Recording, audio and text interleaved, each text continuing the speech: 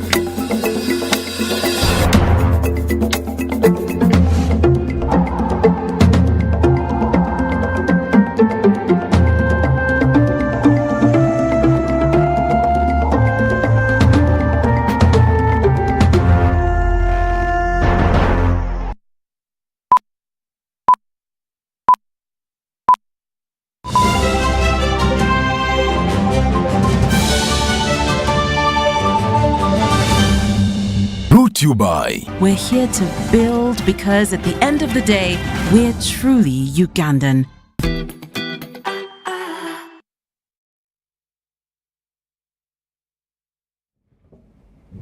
Yes, a very good evening to you tuned into UBC TV. Welcome to News Tonight, this Tuesday, the 29th of March 2022, and we have a big arrangement for you this evening. Let's have a look at the top stories as we continue.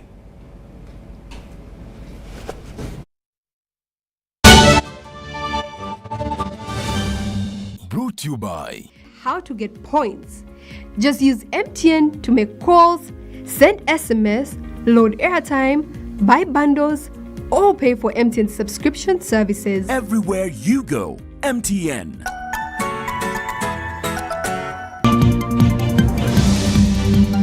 The Democratic Republic of Congo admitted to the East African Community. Government releases final program for the burial of former Speaker Jacob Oulanyah. Government tables a statement to revise financial year 2021-22 budget to secure 1.8 billion, while heavy influx of refugees following the suspected M23 attacks in the DRC. Was brought to you by. Everywhere you go, MTN.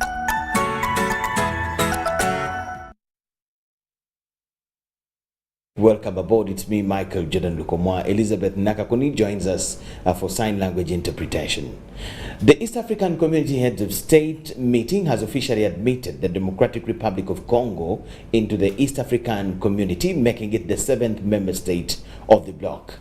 This was reached during the 19th ordinary sitting of the East African Community Heads of State held via Zoom.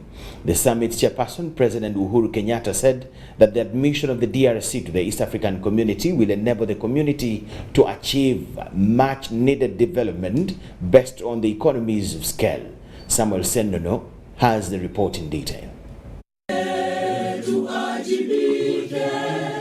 The summit was attended by East African Community Heads of State Presidents Uhuru Kenyatta of Kenya, Yoweri Kaguta Museveni of Uganda, Rwanda's Paul Kagame, Samia Suluhu Hassan of Tanzania, Vice President Prosper Bombaza representing Burundi's President Evariste Ndayishimiye, and Barnaba Benjamin, South Sudan's Minister of Presidential Affairs, representing President Salva Kiir. The summit considered a report by the Council of Ministers and noted the successful conclusion of the negotiations between the Democratic Republic of Congo and the East African Community for admission of Congo into the community. They designated President Uhuru Kenyatta, the chairperson of the summit, to sign the Treaty of Accession of the Democratic Republic of Congo into East African Community by 14th April 2022. Today, 4 years on, the Democratic Republic of Congo has met all the set criteria for admission, and we are all proud to have concluded the regional processes for admitting new members as provided for in our rules of procedure. Congo shall be required to deposit the instruments of ratification with the Secretary General before 29 September 2022. On his part, President Yoweri Kaguta Museveni revealed that he was elated to have DRC finally join the EAC bloc. Museveni also called upon the community to work on the concern of insecurity in Eastern Congo. Now, this means, as the Secretary General said, that this part of the world is connected coast to coast, Indian Ocean to the Atlantic. Population about 300 million people, the majority of which speak Swahili, because many people in Congo speak Swahili. On behalf of the people of Uganda, welcoming His Excellency Antoine Tshisekedi and Congo, DRC, to join us, their brothers and sisters. We now need to work on the issue of peace in Eastern Congo, because that area has been disturbed for a long time by different groups. But if we work together, that problem can be solved. Other heads of state commented on DRC's admission into the EAC, saying this will foster economic growth in the region. Rwanda commends the Council of Ministers and the East African Community Secretariat for speeding up this admission process. As its outcome will set another milestone, not only to the East African community, but also to the continent. Earlier, the summit condoled with President Museveni and the people of Uganda upon the demise of former Speaker of Parliament, the late Mourning Oulanyah. Samuel Senono, UBC News. Yes, there are now 7 member states in the East African community. We'll keep you posted on the development. President Yoweri Museveni, in other news, has said that for the last 600 years in Africa has developed many linkages with Europe through sharing various things, including governance, democracy, multi-party politics, and even speak the same language like English, and differ on some issues like gay rights, because Africa thinks it's not a normal way of life.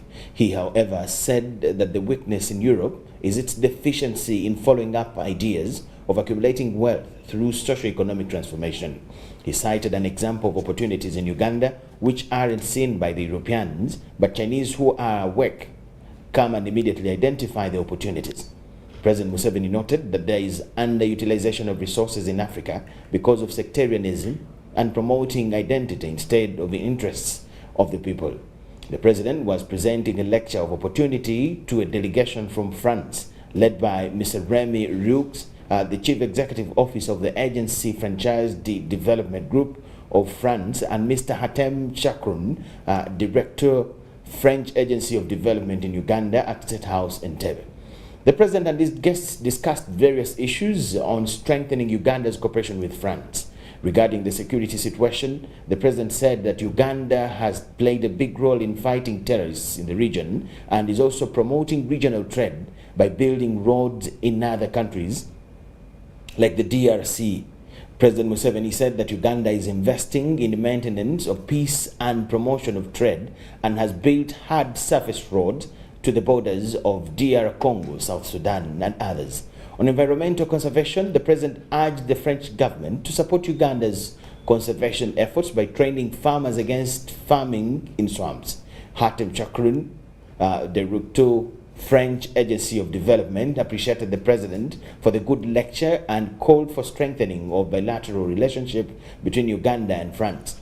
He said that France is working on the problem of environmental degradation practiced by rice farmers in the valley of the Senegal River, which has led to the soil exhaustion, and said Uganda has a similar problem which can be handled.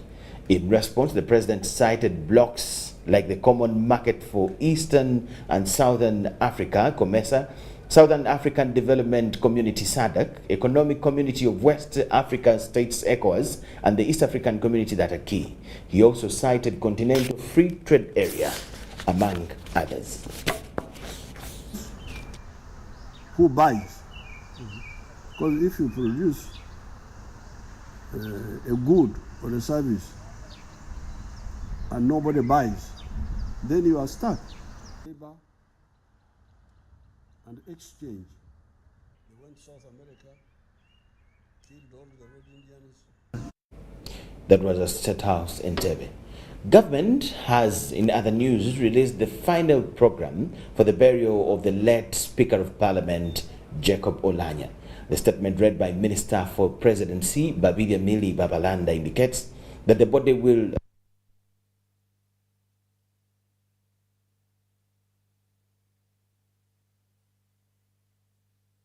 program stand as follows. Friday, 3rd April 2022 at 2 p.m., the body will arrive at Entebbe International Airport aboard Ethiopian Airlines. The casket will be received with full honors. A few leaders and family members will be allowed at this ceremony. Immediately after, the casket will be handed over to A+ Funeral Management. Sunday 3rd and Monday 4th April at 9 a.m., the body will lie at the home of the Speaker in Myenga, where friends and well-wishers will pay their last respects. There will be a small service conducted and attended by few people on Sunday. Tuesday, 5th of April 2022 at 9 a.m., the body will be removed to the Parliament of Uganda, where the Right Honourable Speaker will lead the members of Parliament to pay their final respects. The body will spend the night in Parliament. Wednesday, 6th April 2022 at 9 a.m., the body will be taken to Kololo Ceremonial Grounds for a state funeral. His Excellency the President of the Republic of Uganda and NRM National Chairman will lead the nation in paying tribute to the late Speaker of Parliament. The Archbishop of the Church of Uganda, His Grace Dr. Kazimba Mugalu, will be the main celebrant. A maximum number of 1,500 persons, including members of the executive, members of Parliament, members of the judiciary, foreign dignitaries, heads of government ministries, departments and agencies, family members, and leaders from Acholi sub-region will access the grounds. After the ceremony, at 3 p.m., the casket will be airlifted to Omoro La Lodge village, the Speaker's ancestral home, where it will be received by the family and Acholi leaders. There will be a night vigil at the home. Thursday, 7th April 2022, the body will lie at Lalogi for final respects by members of the public. Friday, 8th April 2022, the burial ceremony will start at 9 a.m. The day will be observed as a public holiday as declared by His Excellency the President. The national flag will continue to fly at half-mast up to Friday, April 8th, the day of burial. All the burial activities will be relayed live on UBC TV and other TV stations with reporters.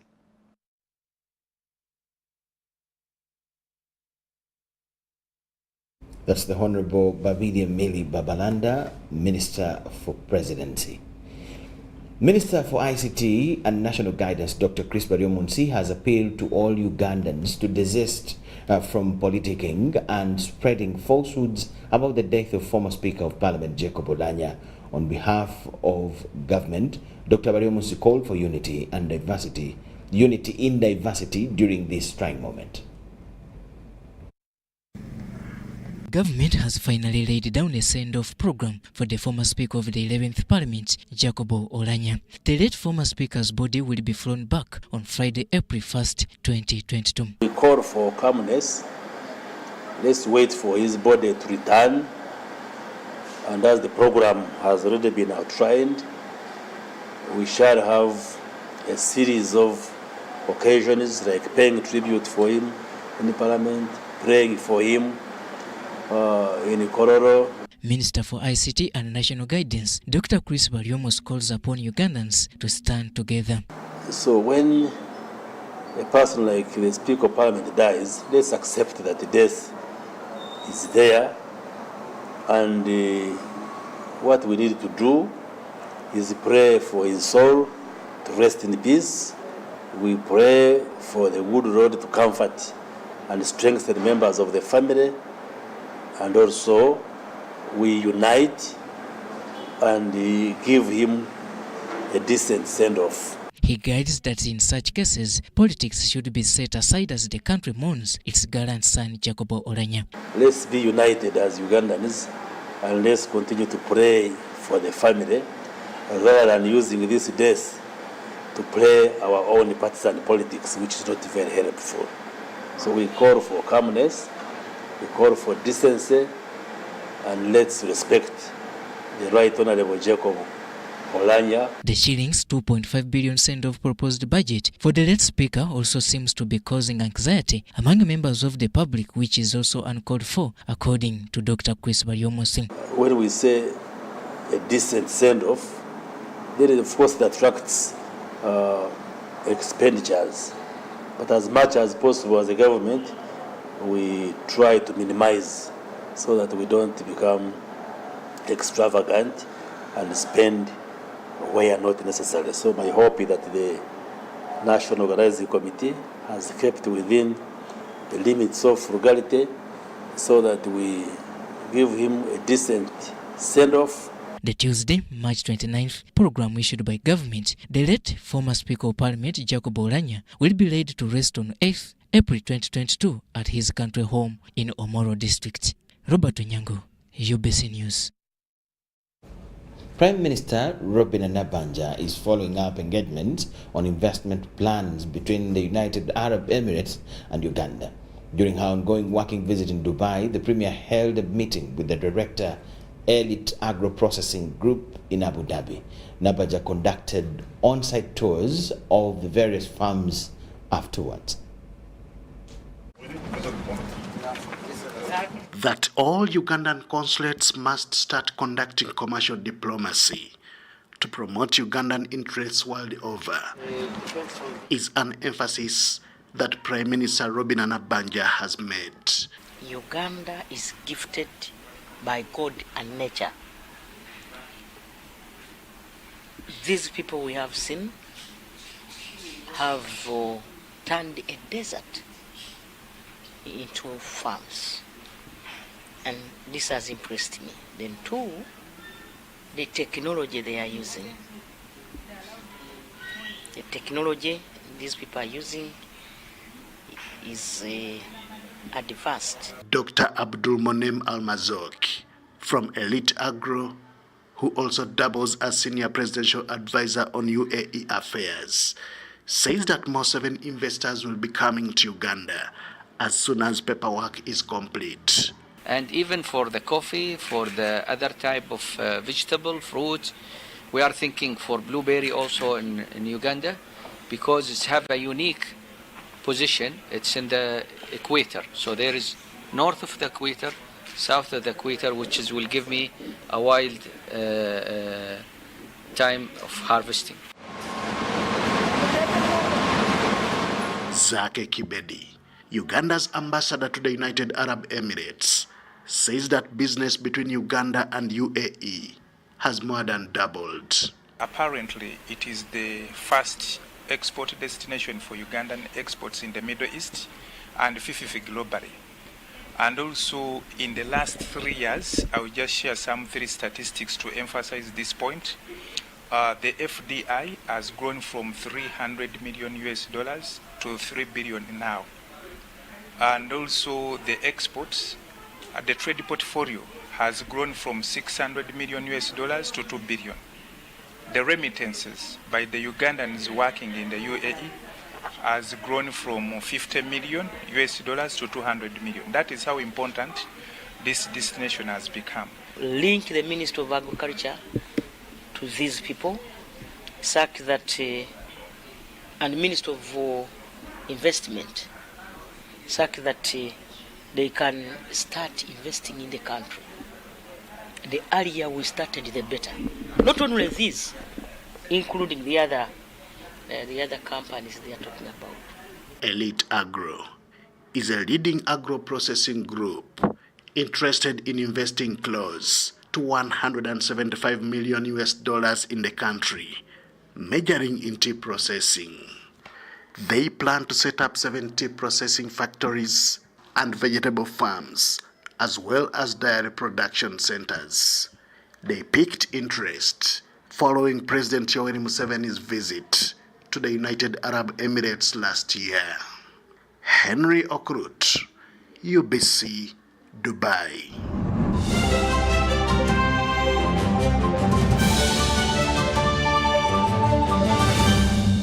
Brought to you by. We're here to build because at the end of the day, we're truly Ugandan.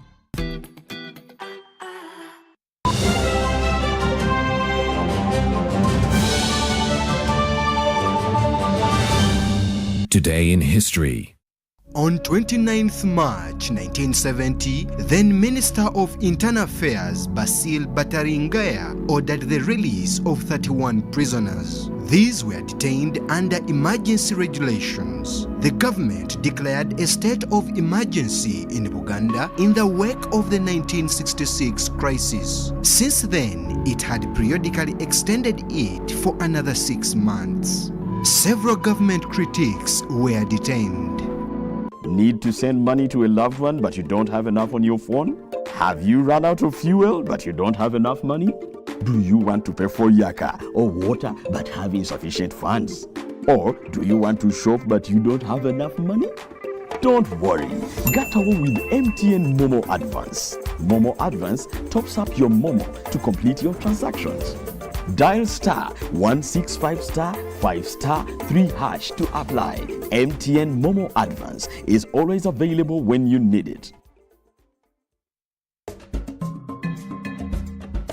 Government of Uganda, through the Uganda Bureau of Statistics (UBOS), is undertaking nationwide census mapping aimed at providing an up-to-date list of enumeration areas and administrative units in the country ahead of the National Population and Housing Census of 2023. The UBOS field teams will be using Global Positioning Systems (GPS) for mapping all administrative infrastructure, households and other facilities such as hotels, schools, hospitals and water sources to facilitate production of the updated LC1, parish, sub-county and district area maps showing all the physical features and social amenities. The census mapping will further aid development of a countrywide data for information systems as a pillar for effective implementation of the parish development model. This is to appeal to the entire government leadership, all stakeholders and the general public to support the field teams that will be deployed across the country. Announced by Dr. Chris Ndatira Muchiza, the Executive Director and Chief Statistician. For further clarifications, please contact the Office of the Executive Director on 0755 342 128. When COVID came, it felt like it destroyed everything my mom had built. She was ready to let go of her dreams. But when one door shuts, a window opens. She grabbed her last money and took a leap of faith. She refused to give up. So with a bit of daring and Grandma's secret recipe, her business was back. And not just bigger, beyond her wildest imagination. This is a story of a regular Ugandan just like you, who harnessed the power of technology to provide a solution for us. How about you tell us your story? UG needs more of you.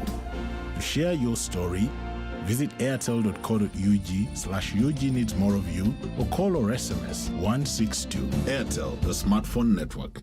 Where does it come from? That thing that makes us Ugandan. That thing that makes us different from everybody else. Where does it grow infinitely? Some say it's in our history, in our culture, and in our hearts, in our warm smiles and vast miles of coffee, dairy farmland, and amazing maize fields. It's in our inherent pursuit to always be better, to never stop growing and glowing. So you see, we are more than just a waving flag. We are a nation of sweat and skills, a nation of ideas and inventions. But what truly makes us Ugandan is our quest to improve the quality of life for Ugandans by creating sustainable jobs, businesses, and improving household incomes. That's what makes us Uganda Development Bank. Uganda Development Bank, inspiring development.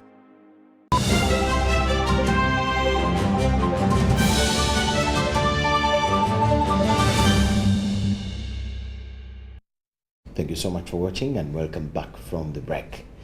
People from the Democratic Republic of Congo have fled to Uganda after a suspected M23 rebels attack to eastern DRC near Kisoro District. Kisoro District Residence Commissioner Captain Peter Mugisha confirmed the attack, which is said to have started in the morning at around 4 a.m.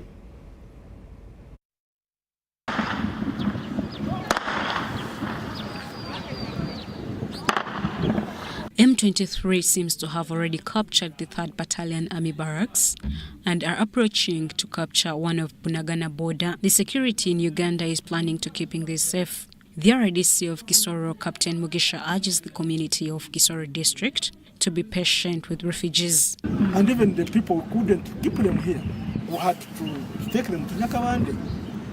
Emmanuel Muvaneza, the Kisoro District Education Officer, said early morning as children went to school, they found refugees camped at the school. In the morning when children came, the school was already congested by refugees from DRC. And we have closed the school for further management.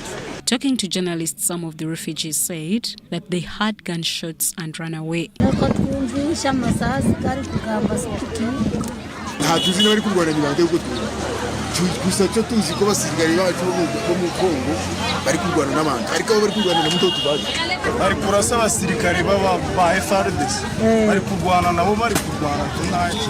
However, RDC confirms that security has decided to send all refugees in Bunagana to Nyakabande. He also revealed that Uganda has received a number of DRC security officers and some were injured, but these also handed over their guns.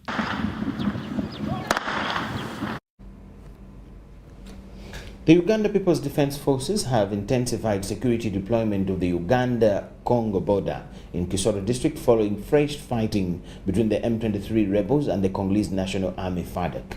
Brigadier General Felix Kulaije, the defense spokesperson, has confirmed the deployment but assured Ugandans that the security is in control of the situation along the Uganda-Congo border line in Kisoro. Haruna Mutesasira talked to Kulaije. Heavy fighting erupted between M23 rebels and Congolese government troops at Runyonyi and Shanzo in the Sabinyo mountains of the Virunga, North Kivu province. Of course, this has affected the road construction that we are going to start. And so the equipment is back, it's on our side. And we have deployed accordingly to make sure that our people are not affected. Brigadier General Felix Kuraije, the defense spokesperson, has confirmed the fighting. Because of a flared-up fighting, a rebel group attacked positions inside the Congo, in 2 positions actually, and overran them. According to the reports we are getting, that the firepower overwhelmed the government forces. As a result, almost 10,000 people by last evening had fled into Uganda and were received at Nyakabande reception center.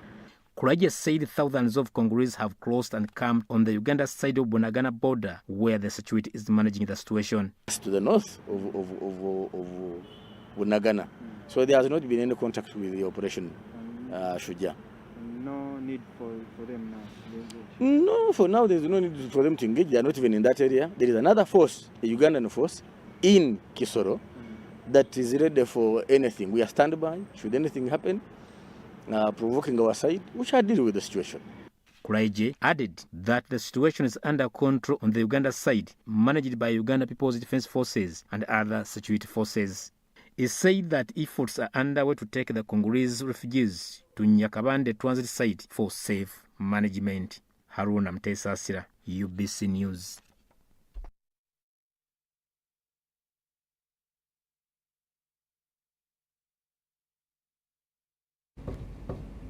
Tension has intensified at Bunagana Town Council in Kisoro district following yesterday's clashes between the Congolese troops and the M23 rebels in Eastern Democratic Republic of Congo. Bunagana Town Council Mayor Ismail Ndayambaje appealed to Ugandan government to intensify security at the border and provide basic needs to the overwhelming influx of the refugees in the area.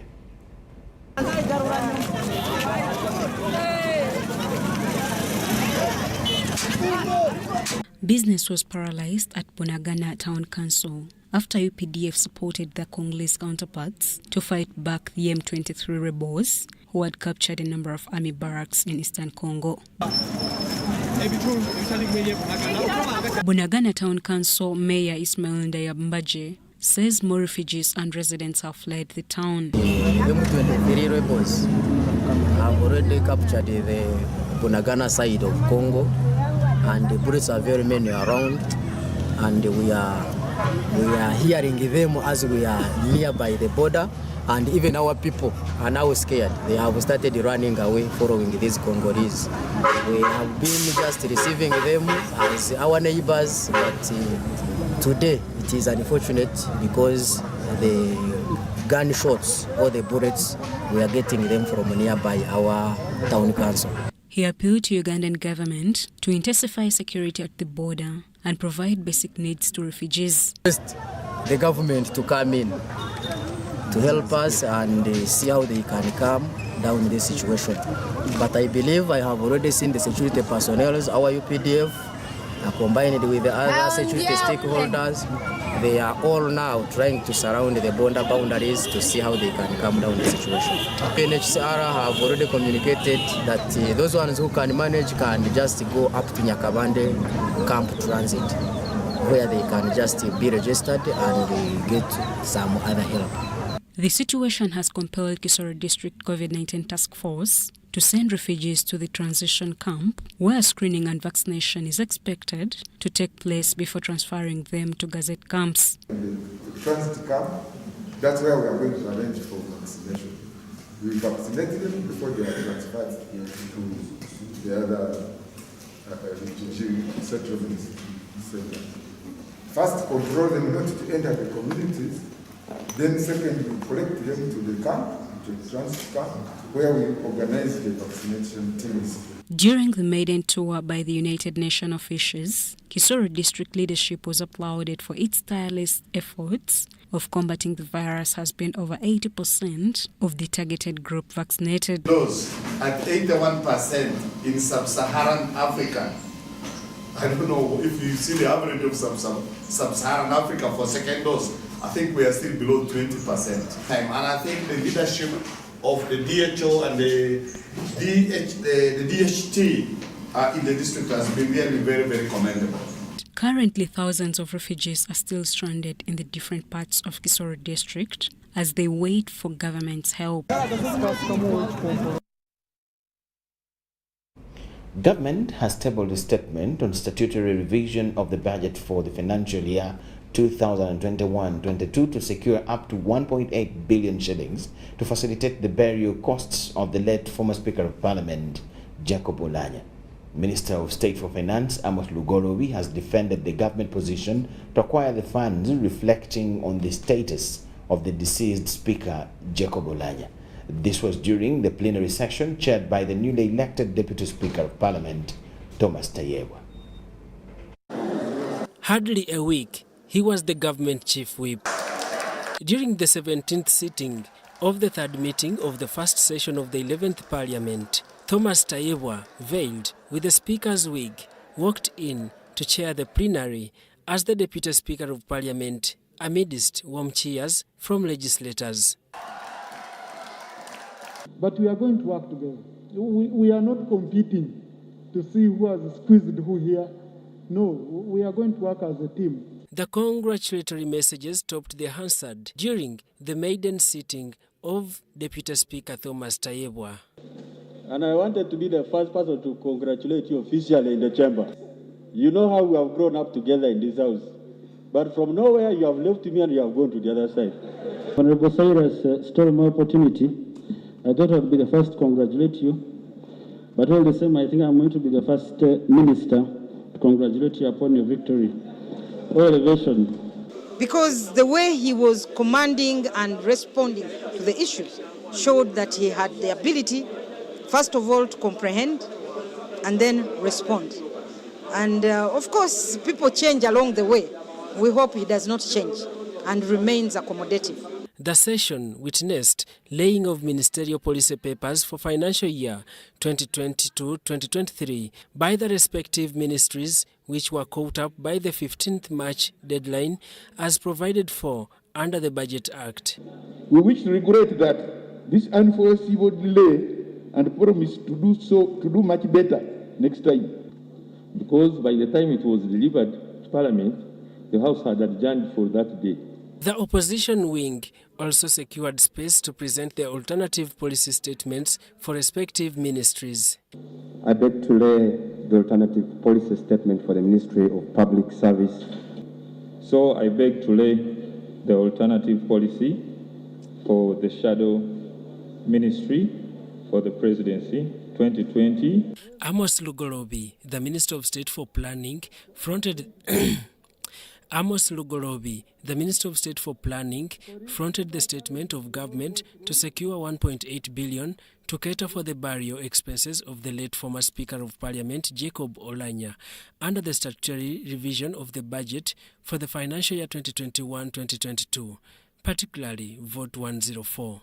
Possible the journalists leaked figures that were not final. The final, and even this one we have presented here, are figures, working figures, a budget, within which the entire process will be conducted. It is possible that certain items may fall out. Under the Parliamentary Pensions Amendment Act, a requirement of 30% of the gross annual salary of the Speaker or Deputy Speaker who dies while in office shall be used towards the funeral expenses. That is what befits, but also we should know that it has taken us time to have the body in the country. And yet there are people at his home in Muyenga, there are people at the father's home in Umoro. So all those are expenses. Daniel Mugoya, Gloria Gwitabinji, UBC News. Court of Appeal has indicated that it will rule on notice in a matter where NUP's Joyce Bagalan Twatwa is asking court to quash the High Court decision of nullifying her victory as the woman member of Parliament representing Mityana directing a by-election. The same court will deliver judgment on notice in the case where Birungi Kobsinje Jacqueline wants court to overturn Ida Nandaba Arios' victory for Kayunga woman member of Parliament seat. The Electoral Commission, the respondent Judith Nabakoba Nalule and their legal teams, and the National Unity Platform Joyce Bagalan Twatwa, who petitioned the Court of Appeal, challenging Mityana High Court decision of nullifying her victory for Mityana woman member of Parliament, have appeared at Court of Appeal. Counsel for the appellant and the respondents informed court that all the submissions in the petition had been tendered to court. Her written submissions as well as a list of authorities on the 3rd of March 2022, and the same was served. Justice Geoffrey Chiriabwire, Stephen Musota, and Justice Christopher Gashirabake indicated to deliver their judgment on notice. Good. So we shall give you judgment on notice. Minister Judith Nabakoba Nalule was represented by Counsel Okero Oliem, while Lukwagan Company Advocates represented the appellant Joyce Bagalan Twatwa. Joyce Bagalan Twatwa wants court to quash the Mityana High Court decision of nullifying her victory for Mityana woman member of Parliament and ordered a by-election. When you come to court, your expectation is to have justice, and but most importantly is the will of the people of Mityana. So whatever the outcome, the will of the people of Mityana will be heard, and Ugandans are aware of this. Ugandans know that Mityana people actually voted for Joyce Bagalan Twatwa. I'm waiting for my victory, I'm waiting for declaration, and I'm waiting for the final answer. Of course, she appealed. They have said judgment will be delivered on notice, so we are going to be anxiously waiting for that day. Mityana High Court nullified Joyce Bagala's victory, basing on Minister Nabakoba's evidence that election irregularities marred the elections. Meanwhile, court will deliver its ruling on notice in the case where Birungi Kobusinje Jacqueline is challenging Mukono High Court decision of upholding Ida Nantabelios's victory for Kayunga Omani Member of Parliament seat. The lower court dismissed Birungi Kobusinje's petition against Ida Nantabelios on grounds that it lacked merit. The truth will always prevail over the mafia games, over those who are determined to crush me from all angles. These matters have been on and on for a long time, since 2012 when I was appointed a Minister of State Lands. Birungi cites that Nantaba's O-level certificate, issued in 1996, bears the initial E, while the advanced certificate issued in 1998 bears only the name Nantaba Aida. In court, Ida Nantabelios was represented by counsel Ambrose Tebiasa, who asked court to dismiss the petition. We are in court, in the lower court, and the evidence has been on court record. We came here to support the findings of the lower court, that what the lower court found is the right decision, that Honorable Ida Nantaba was academically qualified. And we believe also their lordships at this level will come to the same conclusion. We have the belief in that. Deborah Namamonde, Nantongo Rebecca, UBC News. Minister for Information and National Guidance, Dr. Chris Baryomunsi, has defended referrals abroad for specialized treatment as part of the medical systems. The argument originates from bigwigs seeking treatment abroad, while some urge government to increase investment on the health sector in the country. The death of former Speaker of Parliament, Right Honourable Jacob Oulanyah from a foreign country, has attracted mixed reactions from the public, with some people questioning Uganda's capacity to handle specialized treatment. Some schools of thought are of the view that government needs to increase funding, but also build the capacity of the country's health sector.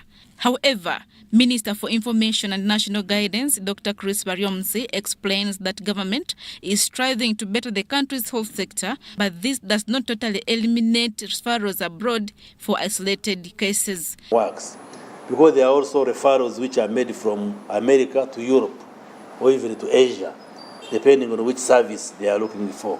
So, referring the speaker to the US was okay and was appropriate within the meaning of medical practice. On the increasing cases of cancer that is blamed for having claimed the life of the former Speaker of Parliament, Minister Baryomunsi says they sought the treatment technology that is not yet in Uganda and other developing countries. Lower one. So medical referral is part of management. Now, like in the case of the Right Honourable Speaker Oulanyah, he was referred from Molago to a cancer treatment center in Seattle in the US, where there is a new technology that was worked out about 5 years ago that can handle the kind of cancer that he had, which the way it works is that they extract immune cells from the bone marrow. They are called T cells, and then you apply the science of genetic engineering on those cells, and then they will develop what we call receptors, called chimeric antigen receptors, which now will be used to kill cancer cells. Now the cell is engineered and it's given ability to now eat and mop up the cancer cells. That's how the technology, it's a new technology, and it's not anywhere here in Uganda or even in Africa. He advises the population to embrace regular cancer screening. You may be working with a cancer which has not made you sick, and you may not know. And by the time the symptoms manifest, it has already spread and gone into advanced stages, and usually at that stage, you can only get supportive care. Statistics from the Uganda Cancer Institute show that the burden of cancer is still big, with 6,000 new cases being registered annually. Adiana Kute, UBC. Go for cancer screening because you could be working with the cancer unknowingly. That is a very serious message to all of us. We thank you so much for watching. Let's take a very short break. On return, News Tonight has more. Please keep it with us.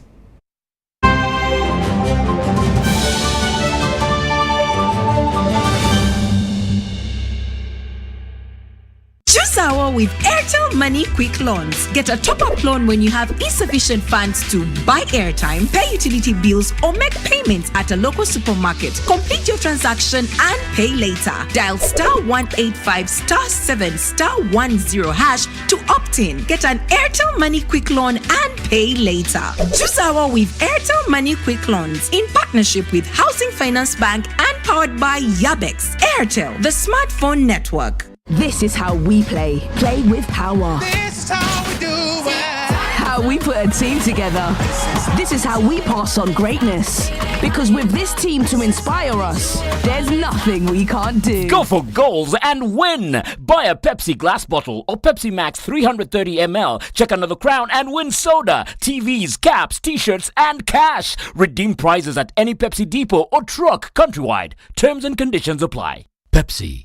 For the love of it. Get connected today with the My Airtel 4G smartphone and enjoy free data for 1 whole year worth 86,500 Uganda shillings. That's free 2 GB for the first month and free 1 GB for the next 11 months at only 250,000 Uganda shillings with free data for 1 whole year worth 86,500 shillings, making the effective price of the 4G phone 163,500 shillings only. Airtel, the smartphone network.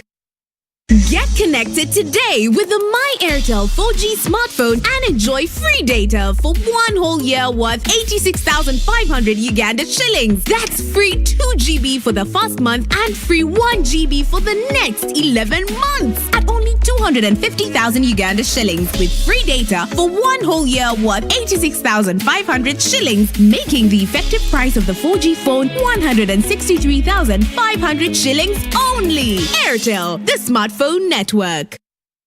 Pay for your dream phone, Mpola. Get your dream phone today for as low as 1,400 Uganda shillings with free data for a year and pay slowly. All phones come with daily 50 MBs for 12 months. Repayment period is 1 year. Available at MTN service centers and M-Kopa shops.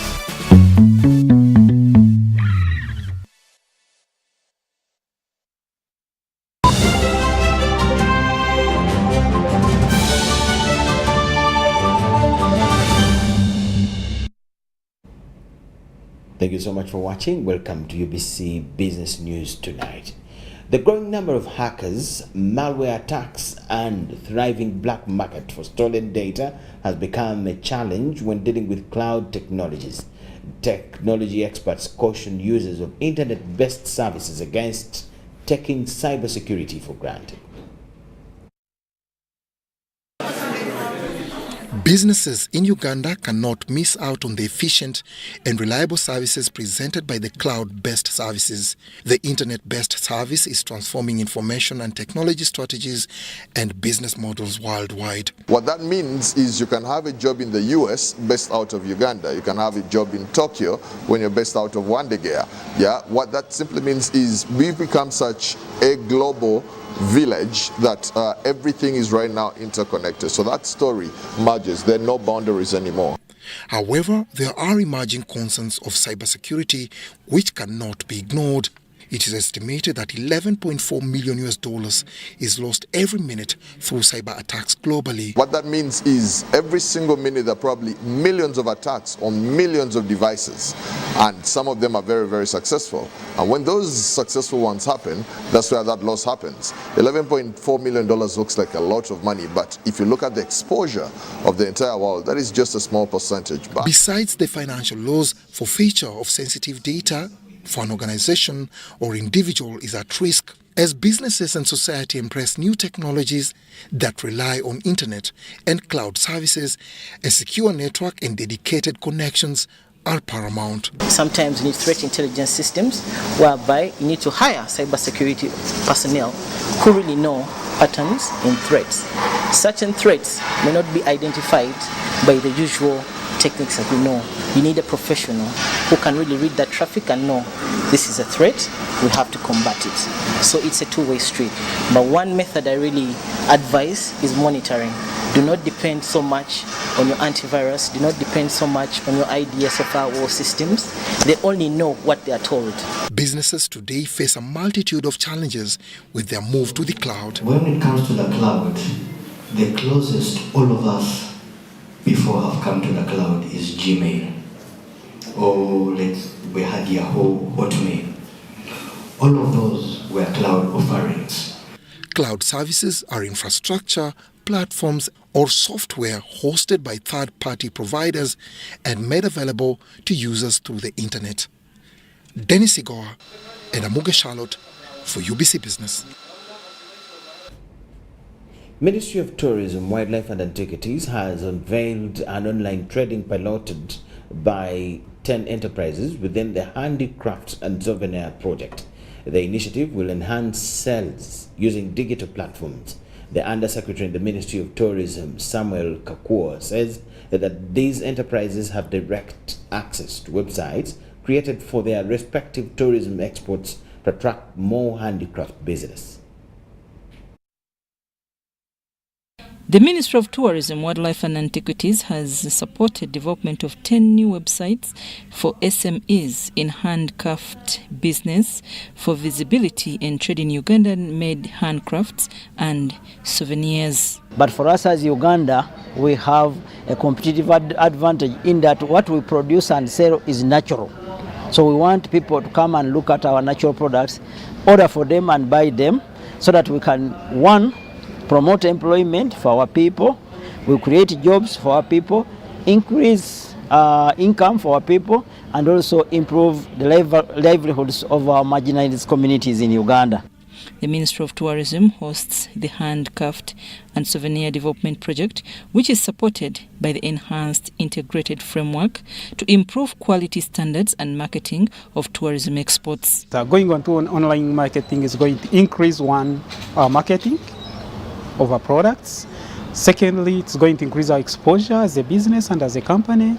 And thirdly, we are looking at having even more expos, international expos. And that would be one of the key roads that would lead us to that. Presence by Ugandan-based producers and sellers of handcraft and souvenirs gives this subsector impetus for sustaining jobs and incomes. The beauty is the client does not have to move to get a basket, does not have to move to get a drum from Pambili. They go to the websites have been developed. You go to you select the product that you like. You click on the shopping cart. You shop. You check out. They receive their money. You receive the products, and we are all good. We have to help them come up with quality crafts that meet the international market, and so the project has been able to help train us to be able to train these groups. Improving and streamlining of direct online presence and marketing of indigenous made handcraft and souvenirs will position Uganda's exports. Ugandan manufacturers want government to enable a relevant policy that supports free trade with other African countries. This was reiterated at a conference in Kampala organized by the Uganda Manufacturers Association and UNDP. Although Uganda signed the African Free Trade Area Agreement in 2018, there are limited opportunities for a fair trade. Cost of inefficiency, cost of capital, and the cost of reliable information are non-trade barriers in the East African region concern Ugandan manufacturers in leveraging the African Continental Free Trade Area Agreement. If we produce a product here, we assess that you have enough capacity, we shall protect you through tax regime. We put a tax so that we discourage imports. So the strategy is import, substitution, and export promotion. The continent has a lot of things that we're importing whose raw materials actually are here, because we talk about cereals, there's nothing we don't have. The National Trade Policy of 2007 and the Buy Uganda Build Uganda Bubu Policy of 2014 promotes competitive industries through use of locally produced raw materials. But how will these policies increase Uganda's trade successfully with the rest of Africa? The question of standards and how we make sure that these things are put in place, I don't know whether they constitute non-tariff barriers. You have a regional bloc, one country is the chairman of a committee, and they say we are not going to talk about those standards, and they block a process for 10 years. And each time our leaders go and talk and they stop there, but they don't feel this pain. So how is that helping us to prepare for this bigger market? Infrastructure, communication, standards is a very good, because if I don't agree, if I'm going to sell you this shirt, we have to agree the kind of shirt you want. If I say XXL, you should understand it in your own standard. Well, my XXL should be